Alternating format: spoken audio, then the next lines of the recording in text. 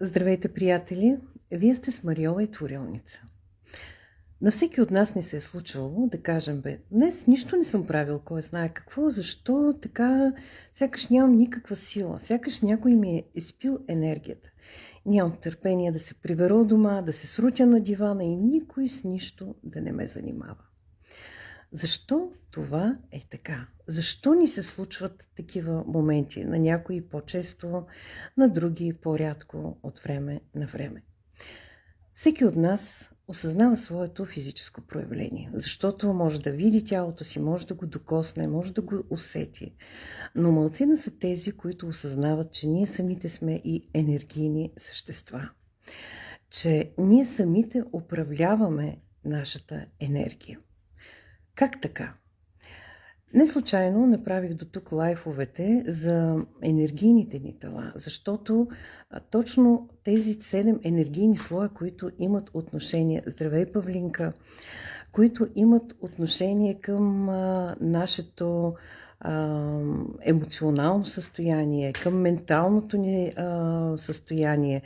Какво се случва? Чрез словата, чрез думите, ние образуваме мисъл форми, а чрез тях определяме нашето емоционално състояние. И всичко това е свързано с нашите енергийни тела. Какво се случва? Случва се това, че това, за което ние мислим, това какво ние чувстваме, това определя фокуса на вниманието ни, къде ще изтече нашата енергия.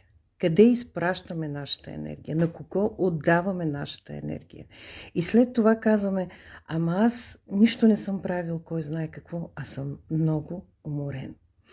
Затова сега ще ви предложа един интересен експеримент, който да направите, а пък това е задължителна домашна за хората от групата Избирам промяната за следващата ни практика, която ще направим.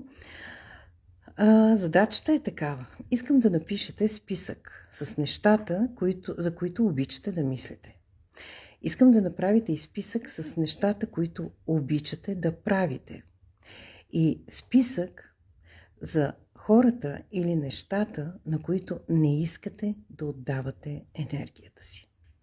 И след това, на следващия ден, да си определите един часови отрязък от време, примерно 8, 10 или 12 часа, и да започнете през половин час, нагласите алармата, за да ви, когато звънне, да запишете за какво мислите и в какво емоционално състояние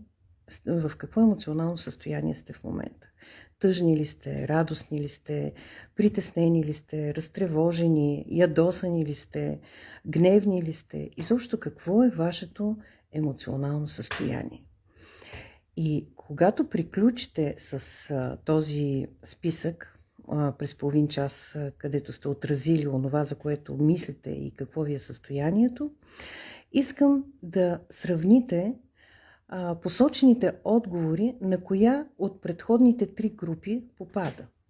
Дали отива в списъка с нещата, за които обичате да мислите, и нещата, които ви радват, които ви карат да се чувствате щастливи, или отиват в списъка за нещата, които обичате да правите, или отива в списъка за хората, за събитията, за ситуациите, за които не искате да отдавате енергията си. Така по един чудесен начин можете да онагледите как управлявате вашата енергия, вашата лична сила. Какво означава да имам лична сила?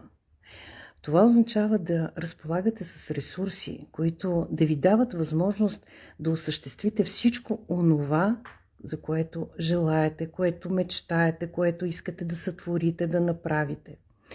И ресурсите могат да бъдат външни. За тях много пъти сме говорили. Това са парите, това е свободното ви време, информацията, контактите, вашите лични контакти. Но ресурсите могат да бъдат и вътрешни. Точно тези, за които говорим. Вашите мисли и вашите емоции. Така че, скъпи приятели, чрез мисълта и чрез емоциите си, ние контролираме нашата енергия. На къде отива?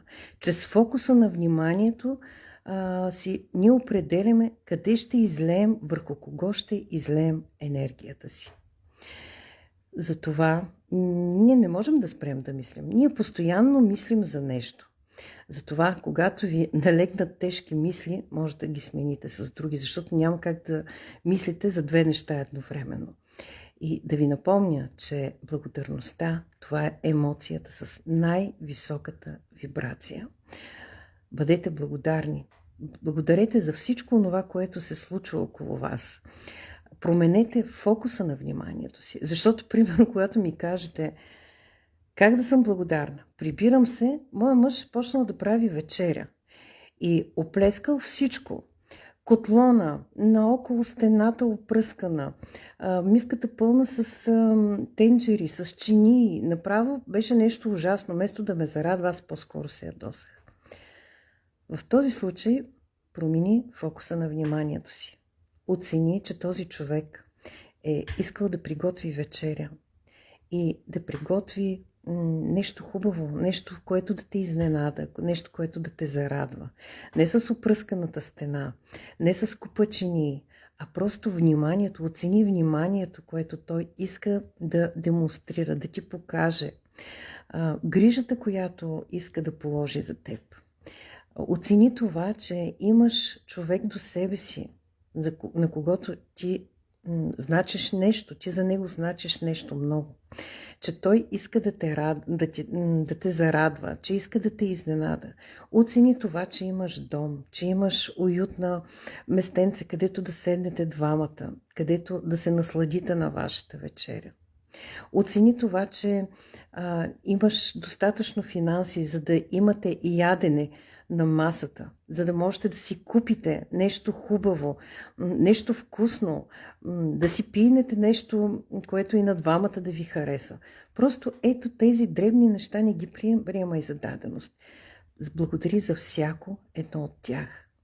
Благодари за всичко онова, което даже част от твоето ежедневие ти не се замисляш за тези неща. Благодари за всяко едно от тях. И ще видиш как всичко ще започне да се промени. Затова разумно управлявайте вашата енергия. Пожелавам ви забавна практика. Хубава вечер ви желая.